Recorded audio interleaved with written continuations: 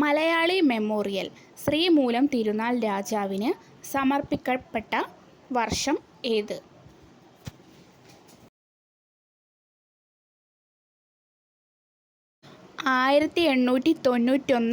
ജനുവരി 1 Malayali memorial Sreemoolam Thirunal രാജാവിന് സമർപ്പിക്കപ്പെട്ടത്. മലയാളി മെമ്മോറിയലിൻ്റെ പിന്നിൽ പ്രവർത്തിച്ച സാഹിത്യകാരൻ ആരായിരുന്നു?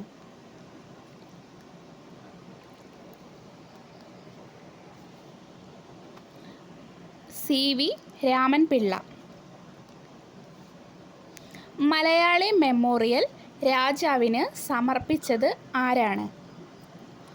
മലയാളി മെമ്മോറിയൽ ശ്രീമൂലം തിരുനാൾ രാജാവിന് സമർപ്പിച്ചത് ആരായിരുന്നു?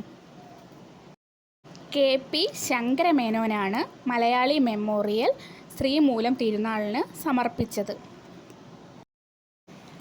മലയാളി മെമ്മോറിയൽ സമർപ്പിക്കാനുള്ള നിയമോപദേശം നൽകിയ ഇംഗ്ലീഷുകാരൻ ആരായിരുന്നു?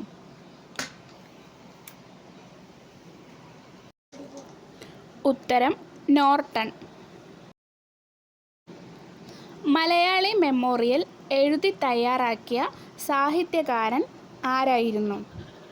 മലയാളി മെമ്മോറിയൽ എഴുതി തയ്യാറാക്കിയ സാഹിത്യകാരൻ ആരായിരുന്നു?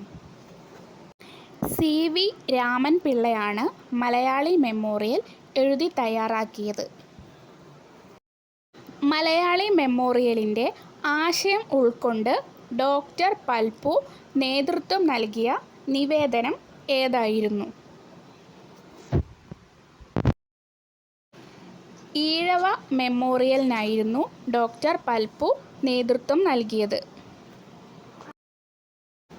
മലയാളി മെമ്മോറിയലിനെ തകർക്കുക എന്ന ഉദ്ദേശത്തോടെ തമിഴ് ബ്രാഹ്മണർ നൽകിയ നിവേദനം ഏതായിരുന്നു?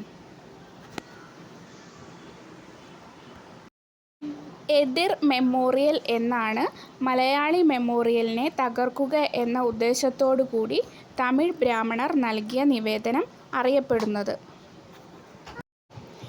എതിർ മെമ്മോറിയൽ ശ്രീമൂലം തിരുനാൾ മഹാരാജാവിന് സമർപ്പിച്ചത് എന്നാണ്?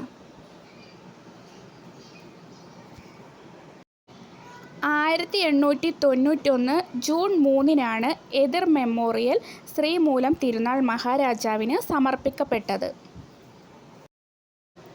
മലയാളി മെമ്മോറിയൽ സമർപ്പിക്കുമ്പോൾ ആരായിരുന്നു തിരുവിതാംകൂർ ദിവാൻ ആയിരുന്നത്? T രാമറാവു ആയിരുന്നു അക്കാലത്തെ ദിവാൻ.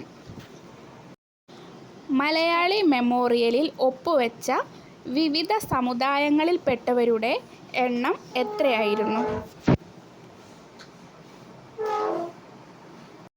10,028 പേരായിരുന്നു മലയാളി മെമ്മോറിയലിൽ ഒപ്പുവെച്ചത്.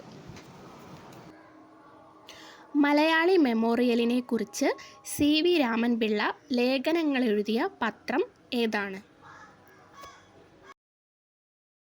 മിതഭാഷി എന്നാണ് പത്രത്തിൻ്റെ പേര്. എതിർ മെമ്മോറിയലിന് നേതൃത്വം നൽകിയ വ്യക്തികൾ ആരെല്ലാമായിരുന്നു? എതിർ മെമ്മോറിയലിന് നേതൃത്വം നൽകിയ വ്യക്തികൾ ആരെല്ലാമായിരുന്നു? E രാമയ്യർ, രാമനാഥൻ റാവു എന്നിവരാണ് എതിർ മെമ്മോറിയലിന് നേതൃത്വം നൽകിയത്.